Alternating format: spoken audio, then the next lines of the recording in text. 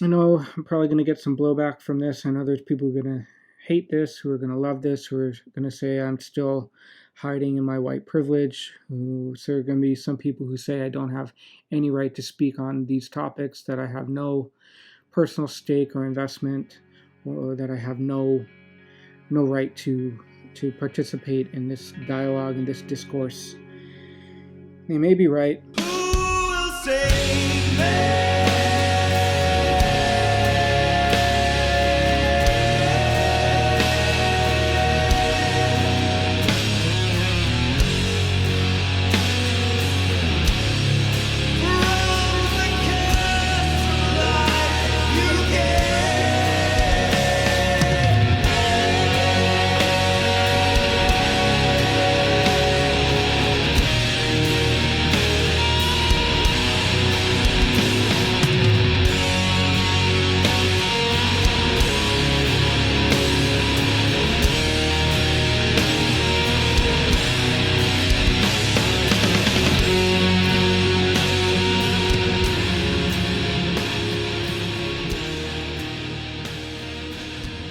May 31st, 12:15 a.m. I'm in Los Angeles.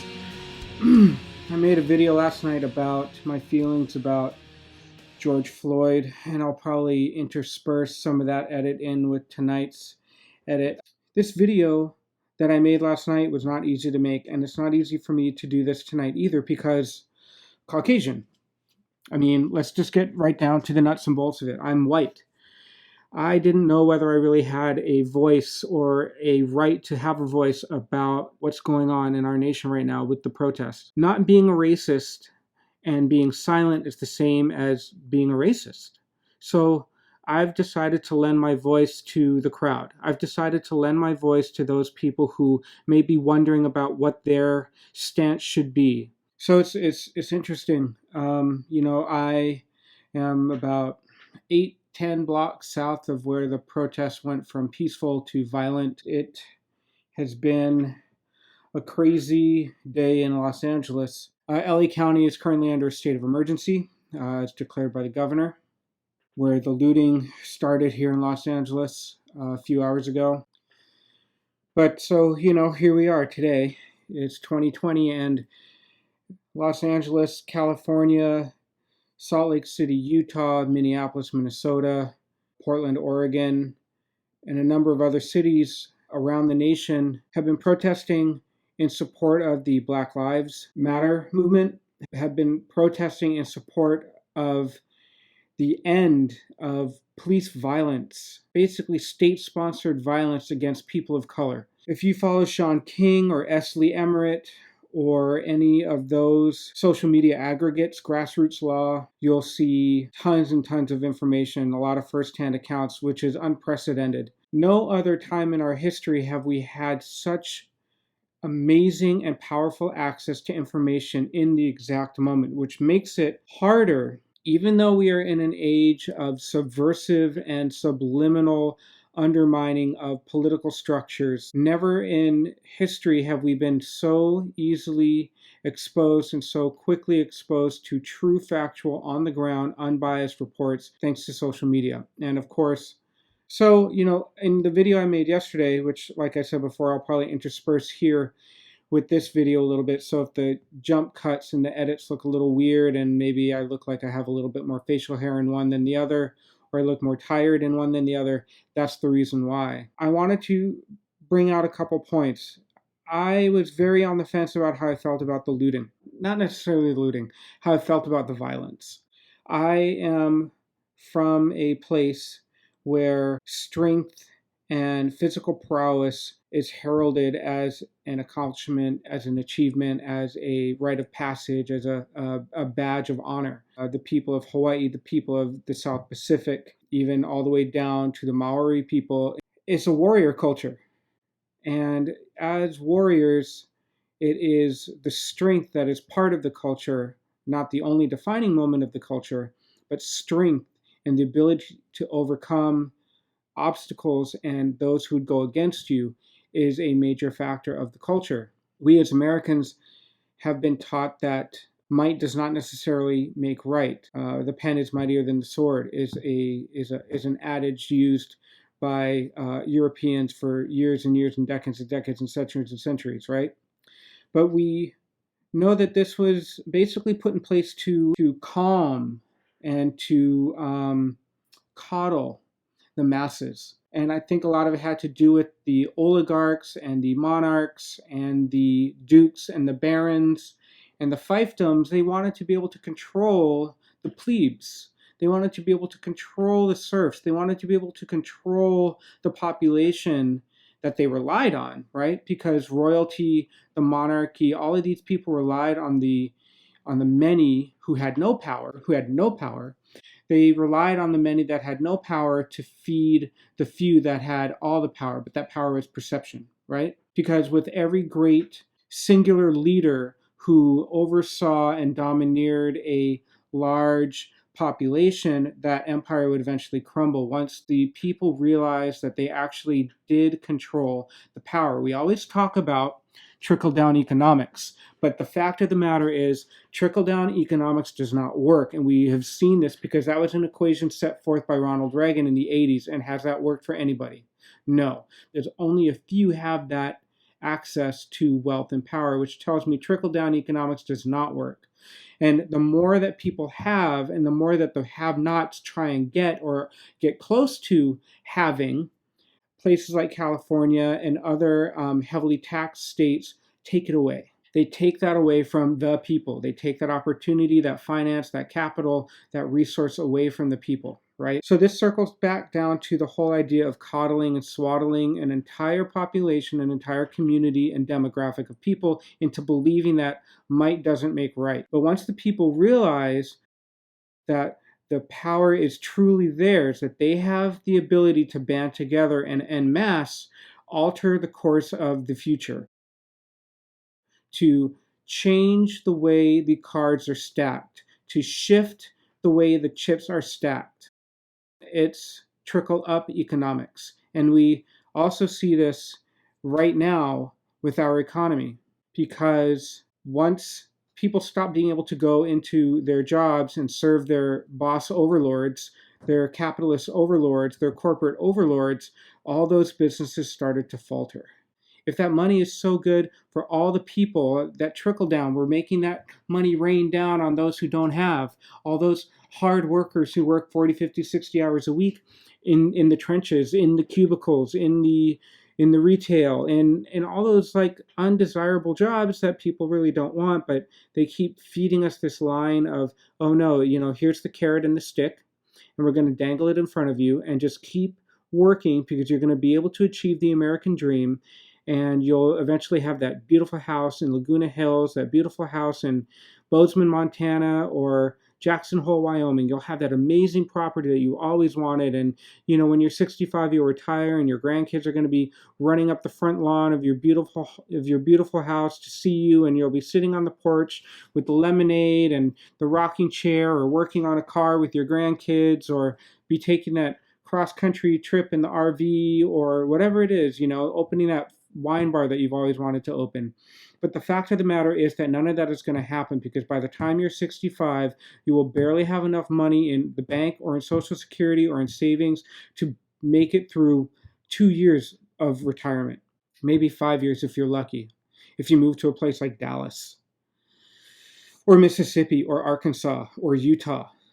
My first feeling is that what I'm seeing in the protests and the gatherings and the resistance movement happening this year, as opposed to previous years, even with the Mike Brown protests, with the Ferguson protests, with the Rodney King riots here in 1992, the Trayvon Martin protests, with the Tamir Rice protests, one thing that I'm seeing that is a strategic change is that the protests are no longer happening in the underserved and affected communities. This is a stroke of genius on the community organizers' part, because money matters, right? We're talking about who has the power. We're talking about how the power structure makes it so that the people with the most power are led to believe that they have the least power, and therefore they play that game. Well, when people are protesting in a community that is underserved, that is not a high tax earning community or region, that is already, what you might say is low on the socioeconomic scale. When you have protests in those areas, and the city councilmen, politicians, your elected officials, they don't give a shit because your community don't line their pockets. They don't bring in developers. They don't bring in high tax paying or high revenue stream developers and businesses. So like, for example, let's think about this. In 1992, down the street from where I live, the Rodney King riots started. And they came up La Brea and Crenshaw and Western, and they came up into the city. At that time, those areas, they weren't a bourgeois part of the city. And as such, even though the city was on lockdown and there was National Guard response and a lot of businesses were destroyed, ultimately, the politicians of Los Angeles and Southern California, they didn't care because it was no loss to them because they didn't lose any noticeable revenue. Their tax base wasn't affected. I mean, none of these people in power gave a shit that you were burning down, looting, or rioting the A and B liquor store on 50th and Western. Nobody cared. They didn't care.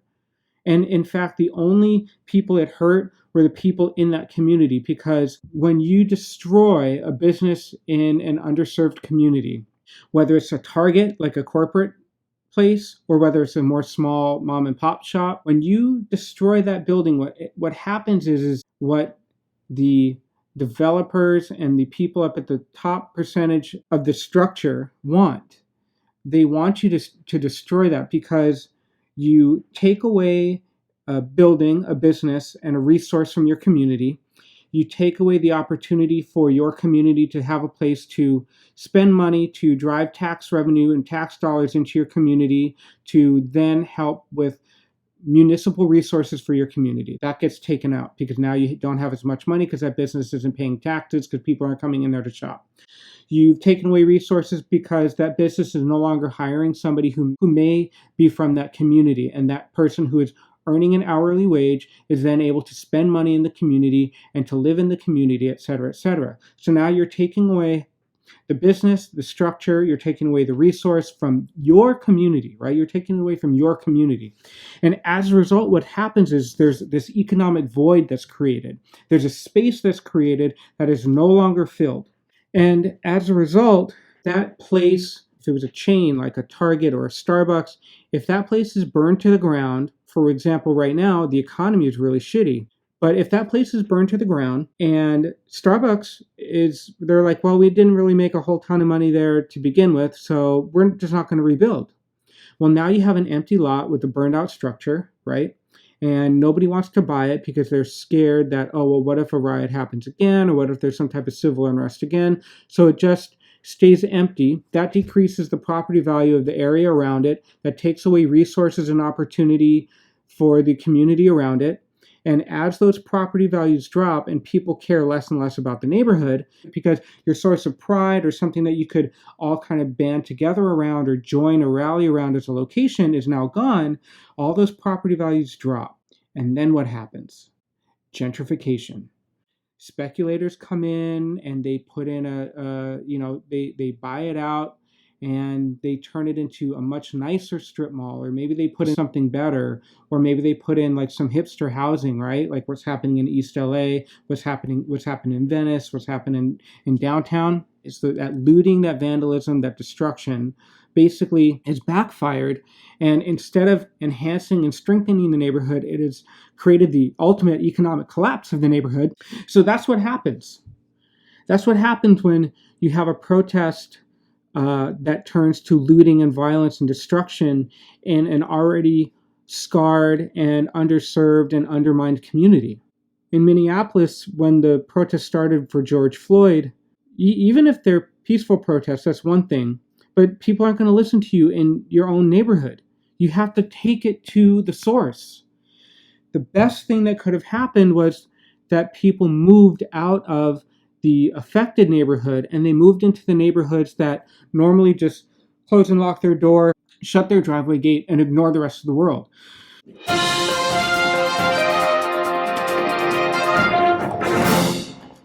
So, protesting in your neighborhood, if your neighborhood is underserved, if you are part of a marginalized community, if you are part of a community that is on the lower end of the tax bracket, if you live in a food desert, if you are one of those neighborhoods that is basically an overlooked or an unseen neighborhood, and if you protest in your community, the people who call the shots aren't going to fucking listen. That's just a fact. After all these years of protests, and all these years of civil unrest, I feel that we need to take a look back on the marches during the civil rights era. Where did those marches go?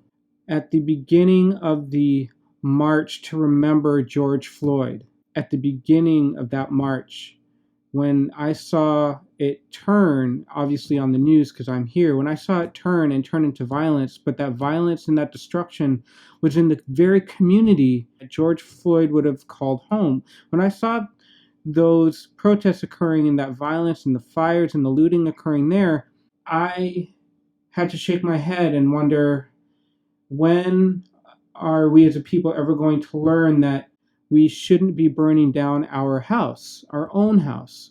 It is your duty not to burn your own house down for anger with an enemy. So tonight, when I started to dig into the news and I saw that the protests were up there on Fairfax, my first instinct was I'm a little nervous because it's very close. I mean, literally 5 blocks up. And right now at 12:40, I think they're still basically on lockdown. So about 8 blocks over, that street is blocked off. I don't think it's gotten very bad down here, but Fairfax and 3rd was gnarly. Downtown LA was gnarly. Santa Ana, Orange County, I believe Salt Lake City got really bad, Portland. But there's 2 levels to this. Level 1 about the protest tonight is the strategy, right? The strategy was right. What happened is they took it to places that matter. They took it to places that normally don't care about the effects that racism has on a marginalized community, as long as that money is being spent at the Supreme store, at the Louis Vuitton store, at the Gucci store, at, all those stores on Fairfax. They make a lot of money off of minority and people of color.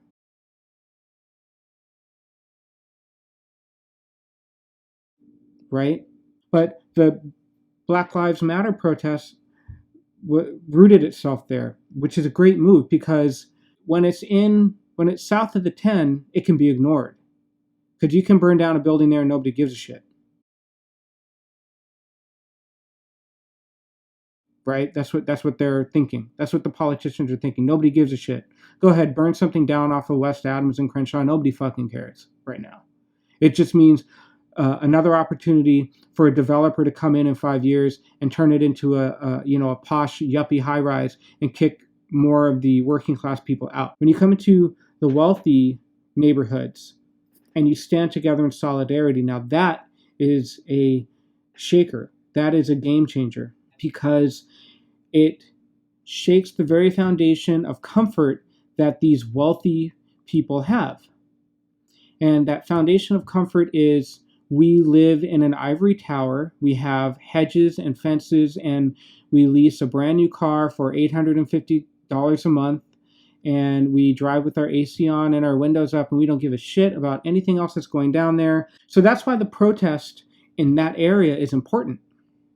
Now, how do I feel about the looting? How do we feel about the looting? How do you feel about the looting? I have 2 feelings on it. On one hand, the state and the police forces around the nation have been looting the security and lives and resources of the Black community for decades and decades and decades now. So on one hand, I understand the idea. I understand the philosophy. I understand the juxtaposition between justice and violence. I guess it's not a juxtaposition, it's more of a coalition. I understand the coalition between justice and violence. This is the result of an equation, and it's not a scientific equation. This is a social equation. This is a theory that has been put into practice, that has been tested, and this is the result. There are only two possible outcomes. Either the black community was going to lay down again and keep getting trampled, or they were going to rise up. And the question is, will this rise up end up being another temporary rise up, or will this affect actual change for the long term? And what does that mean? What is the scope? And I have another feeling that a lot of, I'll put this in parentheses right here. So, the violence that's happening, there are some people who are behind the movement 100%. There are some people who are behind the movement and moving forward and doing their very best to have their voices heard, to affect positive change, to make a change in the community, to make a change in the police force, to make a change in politics. There are people who are doing that. But what happens is, for every 20 of those people who are there to peacefully protest or to utilize their rights to resist, for every 20 of those people, there's one person who's literally there, shielding themselves, being a fucking vulture, utilizing this movement to serve their own purposes, to line their own pocket, to create their own band of mischief, an agenda based on fear to push towards more violence. Those two white girls today at the Grove were stealing the movement's purpose so that they could vandalize the Starbucks at the Grove, which we all know the baristas at that Starbucks know those two girls by their first name, right? It's like, did you see the video in Minneapolis of that one person breaking the windows at AutoZone? So that's kind of a one thing to think about. I'll put that as a parenthesis. Jumping back into the looting, the animosity and the violence towards the police is understandable. And once again, I'm not saying that peace is always the correct answer, but in this exact case, the violence is undermining and distracting from the exact mission. And I understand that a lot of people feel like being peaceful and just using your words and trying to take action that way has had zero results. And I agree. Going out there on a Saturday and protesting for 5 to 6 hours and shouting at, some buildings, it doesn't have an effect. It doesn't have any effect. Go ahead. Go out on, I really wanted to walk up to Fairfax. I wanted to go up to Fairfax and stand in solidarity with the people who are standing and fighting for the right to be free. I wanted to stand in solidarity with the people who are fighting for the right to leave their home in the morning, go about their day peacefully, and come home at night without fear of being maced, beaten, arrested, shot. Simple. You just don't want to be killed. The overarching power and the poor training that our state, county, city police forces have is absolutely astounding. So on one hand, I understand that the good actors, the people with the proper intent, with the direction and the long-term goal to change the game are there, and they're affecting and enacting their forces in a way that has a direction and an intent and a purpose. And they are a viable spokesperson for the movement.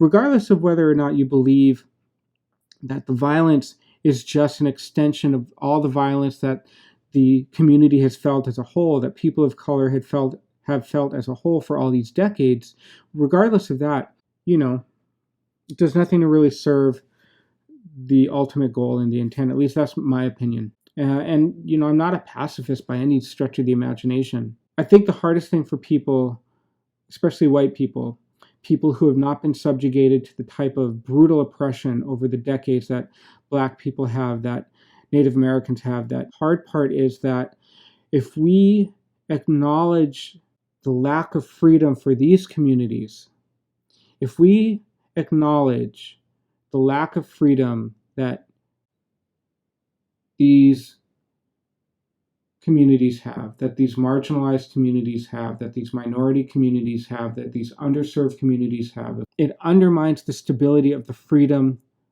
that we take for granted. If we admit that there is something wrong with the freedoms for other Americans, what that means is that freedom is not an inalienable right for American citizens, which calls into question how fragile is freedom for everyone. I hope the momentum doesn't get lost. I also hope that our humanity doesn't get lost. But this isn't about changing the African American community. This is about changing the community in which the African American people live. And what that means is, so what we need to do is we need to actually change the system from the inside out. You know, Bo of the Fifth Column made a really good point, and he was saying how you can't start from the top and work your way down, right? We talked about this a minute ago. Trickle-down economics doesn't work. You can't you can't replace the president of a company and expect all the workers to fall in line. You have to replace it from the bottom up. And in politics, I think this is the most applicable. We need to start replacing all of those people who don't serve the purpose for the greater good of our nation. I mean, a nation in which all people have the confidence and safety and security of their person and their beliefs, that they can move about their day, move about their lives without fear of dying for just being a color. I think we all want the same thing. At least if we truly believe that freedom is applied across the board evenly for every single person, then we are on the same page. But if you feel that you like things the way they are right now,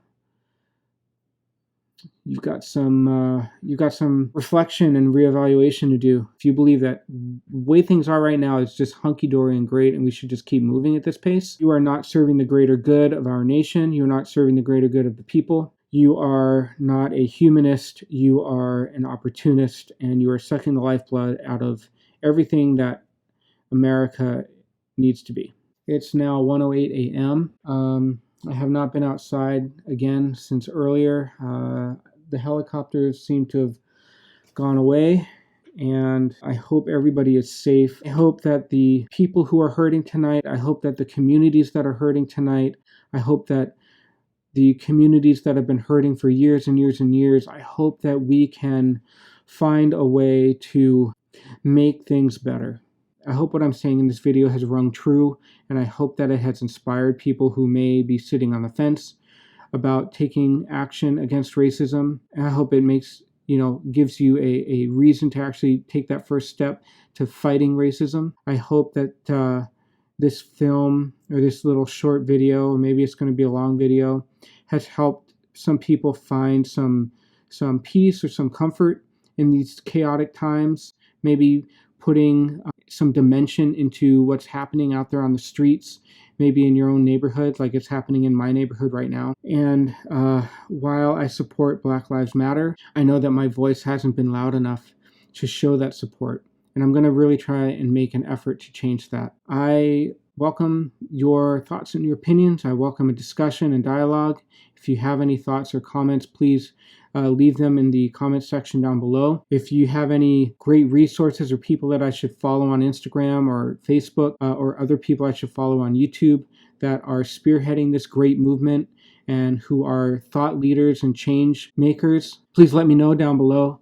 I would like to expand my horizons. I would like to increase my knowledge base and see who else and what other opinions are out there that support this cause. Man, 2020 has been a doozy. If you like what you've heard tonight, please, I don't hate to, but I want to, make this channel grow and hopefully inspire or educate or, give information to more people out there. Please hit subscribe and like. I wish you all the best. So yeah, 1:15 a.m. Thank you so much for joining me. Peace and stay strong.